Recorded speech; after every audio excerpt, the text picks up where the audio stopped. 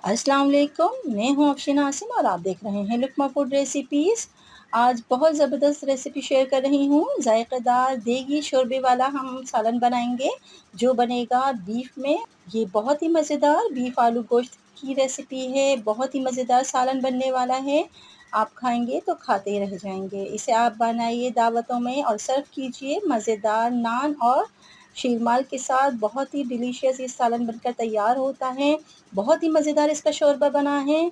जो भी खाएगा वो खाता रह जाएगा और आपकी तारीफ़ किए बिना नहीं रह पाएगा। बहुत ही मज़ेदार रेसिपी है, आप ज़रूर फ़ॉलो कीजिएगा। स्टेप बाय स्टेप तमाम कन्फ्यूजन दूर हो जाएगी कि सालन का शोरबा हम कैसे बनाएं और किस तरह से इसके अंदर मसाले हम शामिल करें। बहुत ही मज़ेदार इसका हम मसाला बनाएंगे। बहुत ही मज़ेदार इसका शोरबा बनकर तैयार होगा। ये आलू गोश्त की सालन की रेसिपी बिगनर्स के लिए तो बहुत ही अहम है। तमाम कन्फ्यूजन दूर हो जाएगी शोरबा जो बनेगा मेरे स्टाइल में। तो आइए चलते हैं रेसिपी की तरफ। बिस्मिल्लाहिर्रहमानिर्रहीम। यहाँ मैंने गोश्त ले लिया है आधा किलो। 2 अदद टमाटर बारीक कटे हुए, 1 अदद प्याज बारीक कटी हुई, ब्राउन की हुई प्याज 2 अदद, 1.5 चम्मच खसखस, पिसा हुआ खोपरा 1.5 चम्मच। इन तीनों मसालों को पीसकर और इनका हम पेस्ट बना लेंगे।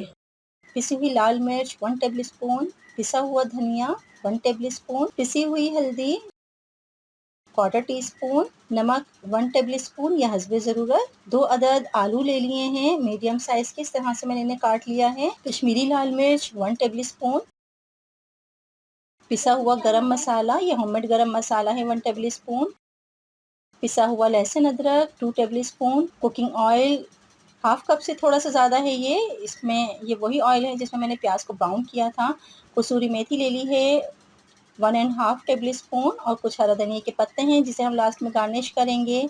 दही ले लिया है आधा कप और कुछ खड़े गरम मसाले हैं। 1 अदद तेज़ पत्ता, 12 से 15 अदद है काली मिर्च, 2 अदद है दालचीनी के टुकड़े, 5 अदद है लौंग और 2 अदद है हरी इलायची। यहाँ मैंने प्रेशर कुकर ले लिया है और इसके अंदर मैंने डाल दिया है कुकिंग ऑयल। साथ ही मैंने गरम मसाले भी ऐड कर दिए हैं। जैसे ये क्रैकल होने लगे हैं इसमें मैंने डाल दी है स्लाइस में कटी हुई प्याज। इसे हम फ्राई करेंगे अच्छी तरह से।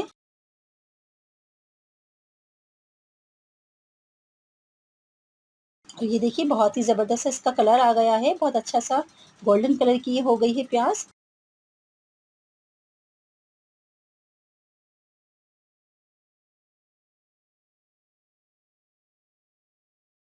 गोश्त मैंने इसमें शामिल कर दिया है। अच्छी तरह से हमने गोश्त को कलर चेंज होने तक हमने फ्राई करना है। इस तरह से हमने भूनने से ये होता है कि गोश्त के अंदर की जो स्मेल है वो थोड़ी बहुत दूर हो जाती है। और साथ ही जब हम इसके अंदर डालेंगे लहसुन अदरक पिसा हुआ तो फिर इसकी जो और स्मेल होती है वो भी दूर हो जाती है। ये डालकर हमने चंद सेकंड तक अच्छी तरह से इसको फ्राई करना है।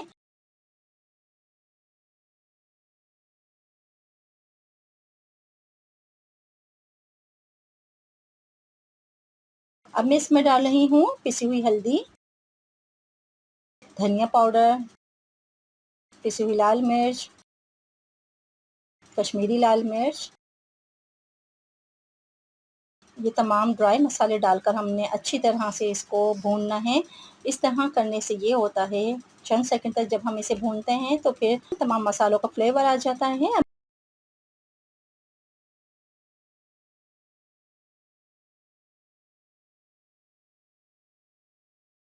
अब मैं यहाँ पे 2 टेबल स्पून भुना हुआ और पिसा हुआ सफ़ेद ज़ीरा ये मैंने शामिल कर दिया है और साथ ही मैंने दही भी डाल दिया है। ये तमाम चीज़ें डालकर हमने अच्छी तरह से इसको भूनना है चंद सेकंड तक।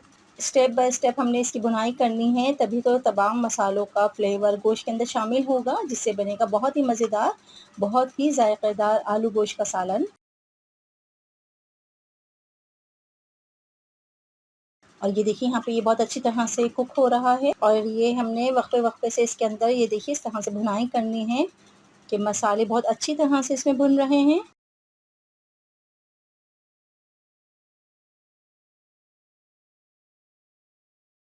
टमाटर ले लिए हैं, इन्हें मैंने बारीक काट लिया है। साथ ही मैंने नमक भी शामिल कर दिया है ताकि टमाटर भी अच्छी तरह से घुल जाएँ और हमने इसकी अच्छी से भुनाई करनी है टमाटर के साथ। ऐसा हमने भूनना है कि टमाटरों का फ्लेवर गोश्त में आ जाए और बहुत अच्छी सी इसकी ग्रेवी बनकर तैयार हो जाए। और ये देखिए बहुत अच्छी तरह से टमाटर यहाँ सॉफ्ट हो गए हैं, बहुत अच्छी तरह से इसकी भुनाई हो रही है। आप चाहें तो प्रेशर कुकर की जगह पे आप पतीली का भी इस्तेमाल कर सकते हैं। आगे चल के आपको इसका टाइम बताऊँगी कि किस तरह से हमने पतीली में से कुक करना है। और ये देखिए बहुत अच्छी तरह से यहाँ पे गोश्त भुन रहा है। अब मैंने ब्राउन की हुई प्याज़ ये मैंने शामिल कर दी है और इसे भी हमने चंद सेकंड तक फ्राई करना है गोश्त के साथ।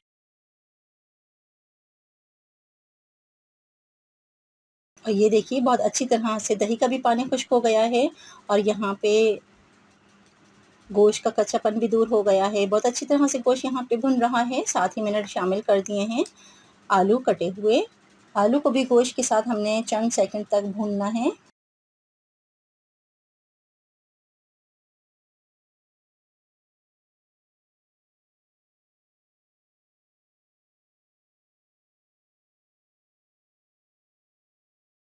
यही वो तमाम स्टेप्स हैं जिससे बनेगा बहुत ही मज़ेदार आलू गोश्त का सालन। अब मैंने इसमें डाल दिया है गरम मसाला पिसा हुआ और साथ ही कसूरी मेथी भी मैंने शामिल कर दी है। बहुत ही मज़ेदार इसमें से खुशबू उठ रही है, बहुत ही मज़ेदार इसका ज़ायका बनकर तैयार होगा। इस तरह से आप बनाइए तो बहुत ही लज़ीज़ आलू गोश्त का सालन बनकर तैयार होता है। अब मैं इसमें डाल रही हूँ पानी। 3 कप मैंने यहाँ पे पानी ले लिया है। ये इनफ क्वांटिटी है इसके अंदर गोश्त को गलाने के लिए। अगर आपको सालन की ग्रेवी ज़्यादा रखनी है तो आप इसके अंदर अपने रिक्वायर्ड के मुताबिक शोरबा बढ़ा भी सकते हैं। अब मैं इसका ढक्कन लगा रही हूँ 20 मिनट तक के लिए और ये देखिए यहाँ पे ये 20 मिनट हो चुके हैं। बहुत ही मज़ेदार सा आलू गोश्त का सालन बनकर तैयार हो रहा है। बहुत ही ज़बरदस्त इसका सालन बना है। अब पकते हुए सालन में मैंने यहाँ शामिल कर दिया है बारीक कटा हुआ हरा धनिया। इस तरह ये शामिल करने से हरा धनिये का फ्लेवर गोश्त के शोरबे में आ जाता है और बहुत ही मज़ेदार इसमें से खुशबू आती है और इसका बिल्कुल डिफरेंट सा जायका हो जाता है जब हम हरा धनिया पकते हुए सालन में शामिल करते हैं। और ये देखिए इसकी ग्रेवी कितनी ज़बरदस्त बनी है।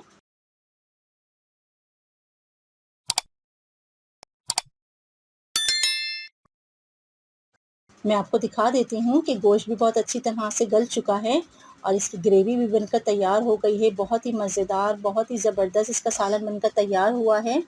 अगर आपने पतीले में बनाना है तो आपने 45 मिनट तक आपने गोश्त को कुक करना है। इसी तरह से सेम यही प्रोसेस होगा, इसी तरह से आपने पतीली के अंदर इसको कुक करना है, लेकिन टाइम आपने बढ़ा देना है।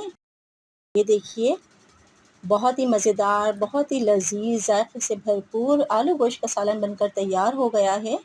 और ये आप देख सकते हैं कितनी ज़बरदस्त इसकी रंगत आई है। बहुत ही रौनक वाला ये सालन बना है।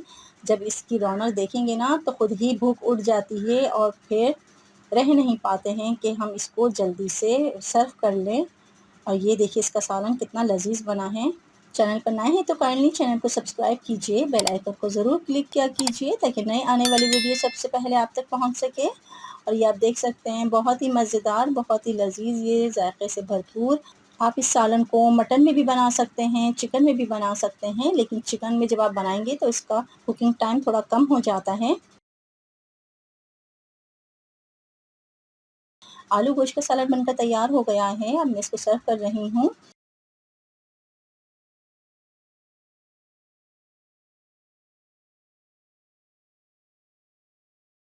और ये देखिए मैं इसको सर्व कर रही हूँ नान के साथ और शीरमाल के साथ। बहुत ही मज़ेदार इसका जायका होता है, बहुत ही लज़ीज़ ये बनकर तैयार हुआ है। इसी तरह से आप सर्व कीजिए, दावतों में बनाइए, मेहमान आ जाएँ आप तब इस तरह से बनाकर सर्व कर सकते हैं। और ये देखिए इसकी फ़ाइनल लुक, बहुत ही लज़ीज़ ये बनकर तैयार हुआ है। आपको ये रेसिपी कैसी लगी मुझे ज़्यादा से ज़्यादा कमेंट्स कीजिए, वीडियो को लाइक कीजिए और ज़्यादा से ज़्यादा अपने फ्रेंड्स एंड फैमिली में शेयर कीजिए। सर्दियों के मौसम में गरमा-गरम सालन बना हो इस तरह से और फिर इसको हम गरमा-गरम सर्व करें तो बहुत ही लज़ीज़ इसका ज़ायका होता है। अपना और अपने प्यारों का बहुत ख़याल रखिए, खुश रहिए और खुशियाँ बाँटिए। मिलते हैं अगली वीडियो तक के लिए। अल्लाह हाफ़िज़।